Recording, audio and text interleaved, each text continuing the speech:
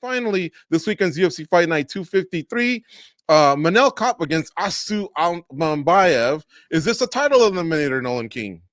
I think so. I mean, it's right up there for sure. I think both guys don't get the credit that they deserve. Manel's maybe established himself a little bit more coming out the gate. Things were a little bumpy, right? He came in, a lot of hype, rising champ, and then obviously struggled. And now he's like, okay, this is the guy that we thought we were going to get.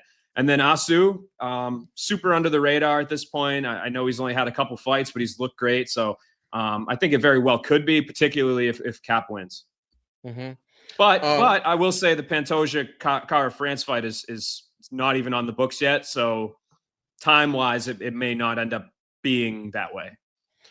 Could Kape do something so great that they book him versus Pantoja and maybe leave Kara France off to the side? If I don't think there's negotiation problems or anything like that, but because it hasn't been announced, you just never know, right? Yeah, you never know. I think if he does do something pretty tremendous out there, which he's very capable of doing, and all of the other things leading up to the fight are okay, because sometimes there's issues there. Definitely. And especially when you give that guy a mic, he's very charismatic. You never know. Who wins, Danny? Almabayev or Kape? I'm going to go with Kape. And also, I think for the division, I think he needs to win. The division needs names, and he's a guy that talks trash. He's a guy that's fun. He's a guy that can deliver knockouts. Kape winning is the best thing that can happen to the flyweight division right now, and hopefully we see him in a title fight, man. That guy's had so much bad luck. Yeah, he plays with fire. He risks it all, but, man, he's exciting for sure. And what's another fight you're looking forward to goes on this card? I like the Chepe Mariscal and Ricardo Ramos fight. I think can be a lot of fun. I think the energy that both fighters bring in their fight could make it a really interesting one. I love Chepe, man. He makes the judo come alive, like Ronda, like Carl Parisian back in the day. People are going for rides. What did Joey Diaz say when Rory McDonald was tossing Nate Diaz around? He's like, man, that guy needed a parachute because he was not hitting any soft landings. Nolan, another fight to look forward to this weekend. First fight of the night, Charles Johnson versus Ramazan Temirov. Johnson is one of the, I don't want to say comeback fighters of last year, but he certainly U-turned his career around, had a tremendous year, and I'm surprised that he's not getting more respect, kind of buried on the first fight of an Apex card. But him and Temirov is a really solid flyweight fight. Both those guys I think we'll see in like the top 10 in the next year and a half. Another highlight. Ahora tú, Danny. Esteban Ribovics versus Nasrat Haqparast. That fight's amazing. I mean, both these guys go in there and bang.